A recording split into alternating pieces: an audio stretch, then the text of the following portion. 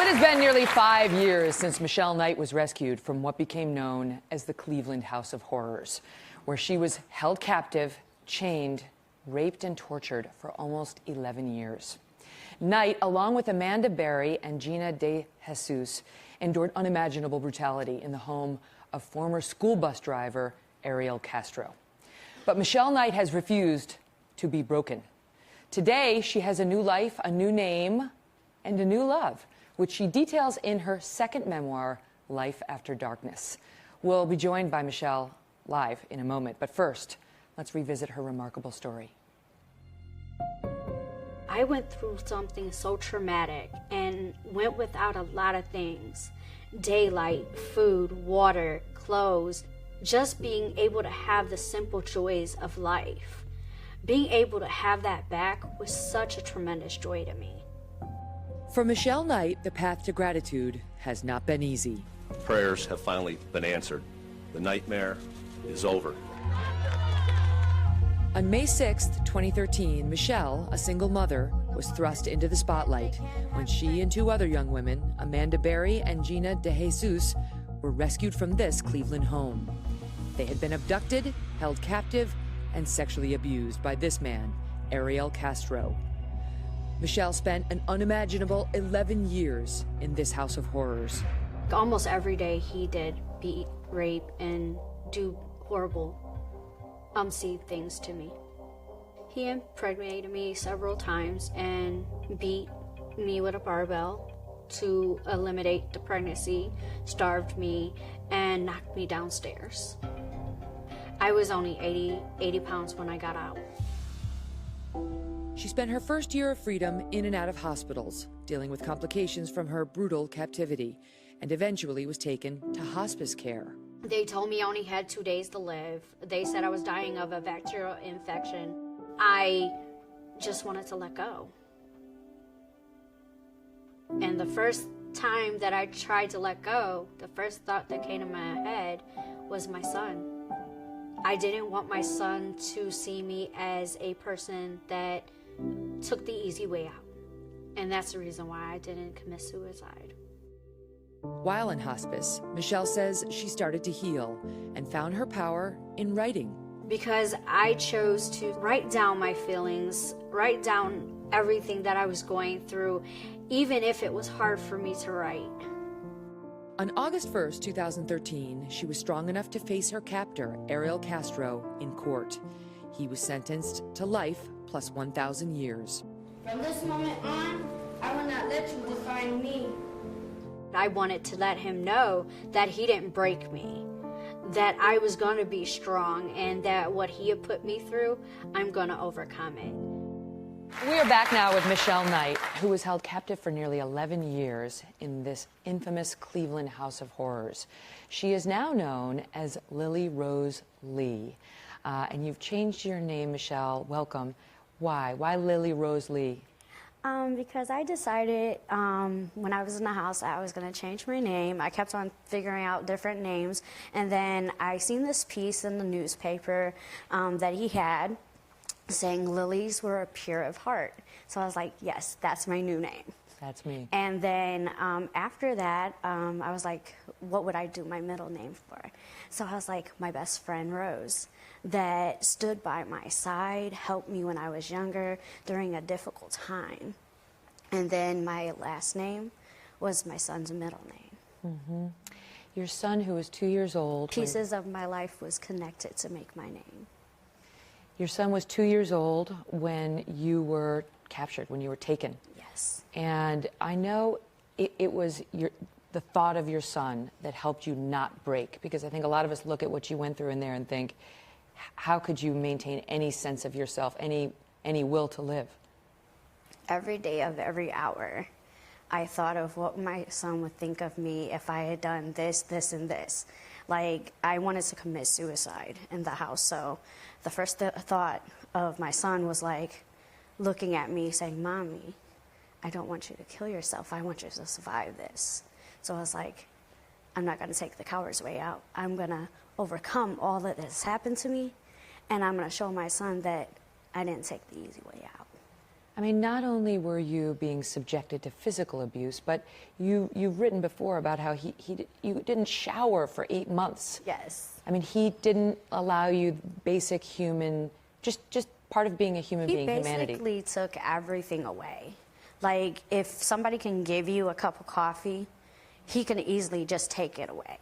If somebody can give you a bath, he'll easily just take it away because that was his way to control you. But you, all three of the girls agreed that you got it the worst. And I know you believe that's because you wouldn't break. I wouldn't break. How did you do it? I mean, how? How did you maintain? Because I know you're a Spitfire now, and you were a Spitfire in captivity. Yes. This is how I see it. If you had already went through torture in your life, you can't be broken twice. You can only survive after that. So in a way, it was a blessing to you that you came from a home that was less than ideal. Yes. And you don't have any contact with your family of origin, No. right? Nothing. Your mom came to visit you in the hospital, I know, after you were rescued, and what happened? I kind of told her that at the moment I didn't want to see anybody because I wasn't ready. I definitely wasn't ready. I was too ill to even speak. I was too ill to even move around. I didn't want that memory in my head. So I was like, you know what? When I'm ready, then that's when I'll meet you. You were taken when you were 21? 20. 20, okay. And unlike the other two girls who came a year, just about a year, and then another year after, Yes. did your family look for you? I don't believe so. But then when you were rescued, and you were in the papers, and you were on TV, they came back. Yes. You've managed to find a way forward without them. Yes. And without much of a support network. I mean, you know, we always talk about how you need a support network to get yourself through the difficult times. It was very difficult at first. I had people that were around me that only wanted to be with me because of who I was. They didn't really love me for who I am now. And later on in life, I found that I actually met great people, you know, in my life, and supportive people that actually, you know, loved me for me. Didn't care about the story, cared, but, you know, didn't dwell in it. Right. Didn't want to know that side, just wanted to know me for Weren't me. with you because of that. Yes. Because of the fascination factor or the celebrity factor. And those people include Miguel, Yes. who you're going to hear more about after the break. And I'll also ask Lily what has happened with respect to her son. That's next. And we are back now with a survivor of what became known as the Cleveland House of Horrors, Michelle Knight, now known as Lily Rose Lee. So, Lily, let's talk about Miguel. Miguel came into your life, and you asked him if he knew who you were and what you had been through. And what happened? Well, this is what happened. We met through mutual friends on Facebook. We started talking for a year before I actually got married to him. She's married, y'all. And we had a spiritual connection versus the physical. So we've been talking for a year before I actually got married. And ever since then, everything's been so amazing.